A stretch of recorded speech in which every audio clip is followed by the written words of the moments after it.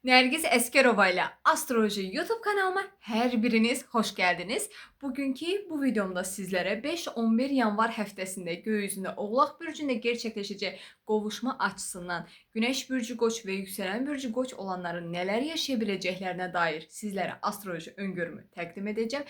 Və ilk öncə onu demək istəyirəm ki, 5-11 yanvar həftəsində göy üzündə Günəş, Mars, Venera və artıq yavaş-yavaş da Mərkür Oğlaq bürcündə ən əsası da yüksələn Qoç bürclərinin 10-cu evində qovuşma açısı gerçəkləşəcəyi üçün 5-11 yanvar həftəsində Günəş bürcü Qoç və yüksələn bürcü Qoç olanlar 2026-cı ilin ən güclü karyera zamanlarını yaşadıqlarını sizlərə deyə bilərəm. Çünki sizin 10-cu evinizdə, yəni karyera və iş həyatınızda bu qovuşma açısı gerçəkləşir və 5-11 yanvar həftəsində Günəş bürcü Qoç və yüksələn bürcü Qoç olanlar çalışdığı işdə vəzifə dəyişikliyi yaşaya bilərlər. Çalışdığınız işdə yeni pozisiyaya keçə bilərsiniz. Eyni zamanda çalışdığınız işdə təltif oluna bilərsiniz. Müdirlərinizdən dəstəklər ala bilərsiniz. 5-11 yanvar həftəsində müdirlərinizlə olan ünsiyyətiniz arta bilər. Əgər işsiz bir Qoç bürcüsünüzsə, harasa iş müraciətləri etmisinizsə, müraciət etdiyiniz iş yerlərindən sizlərə geri dönüşlər bu həftə gələ bilər. Və bir tərəfdən də karyera həyatınızda güclü bir layihəyə başlaya bilərsiniz. Çalışdığınız işdə müdir pozisiyasına müraciət edə bilərsiniz. Çalışdığınız iş mühitində rəqabət arta bilər və ən əsası da otorite fiqurları ilə, yəni müdirlərlə bu həftə heç bir mövzuda problemlər və gərginliklər yaşamamağa çalışın. Tuta bilməyəcəyiniz sözləri bu həftə verməyin və bir tərəfdən də rəsmi qurumlar, dövlət işləri, böyük şirkətlərlə əlaqəli mövzular gündəminizdə yer ala bilər. Estetika, gözəllik, moda, incəsənət, maliyyə, danışmanlıq, xidmət, idarə etmə və hüquq sahəsində çalışan Günəş bürcü Qoç və yüksələn bürcü Qoç olanlar bu həftə yeni fürsətlərlə qarşılaşa bilərlər. Dəyərləndirməyə çalışın.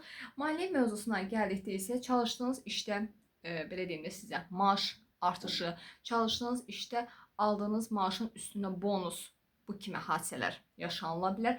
Uzun müddətli maliyyə investisiyaları sizin gündəminizdə yer ala bilər. Ən əsası da 5-11 yanvar həftəsində riskli maliyyə qazancları deyil də daha çox qalıcı maliyyə gəlirləri önə çıxa bilər. Sevgi münasibətinə gəldikdə isə 5-11 yanvar həftəsində çalışdığınız iş mühitində yeni biriləri ilə tanış ola bilərsiniz. Çalışdığınız iş ortamında bir insandan xoşunuz gələ bilər və bir tərəfdən statusu yüksək, olğun, karyera sahibi insanlarla tanış ola bilərsiniz 5-11 yanvar həftəsində. Ən əsası da Günəş bürcü Qoç və yüksələn bürcü Qoç olanlar 5-11 yanvar həftəsində gizli flörtlər deyil də net və rəsmi sevgi münasibətləri sizin gündəminizdə yer ala bilər. Mövcud sevgi münasibətinizdə gələcək planlarınız haqqında sevdiyiniz insanla ünsiyyət qura bilərsiniz və bəzi yüksələn Qoç bürcləri 5-11 yanvar həftəsində mövcud sevgi münasibətinin adını qoya bilər. Mövcud sevgi münasibətiniz ciddiləşə bilər. Söz, nişan, evlilik qərarları ala bilərsiniz. Sevdiyiniz insana karyera həyatında dəstək ola bilərsiniz. Və ən əsası da sevgi münasibətinizdə və ikili münasibətlərinizdə güc savaşları yaşamamağa bu həftə çox amma çox diqqət göstərin. Ən əsası da daxil olacağınız məkanlarda 5-11 yanvar həftəsində bütün insanların diqqətini öz üzərinizə rahatlıqla toplaya biləcəksiniz. İnsanlar sizi diqqətlə dinləyəcək.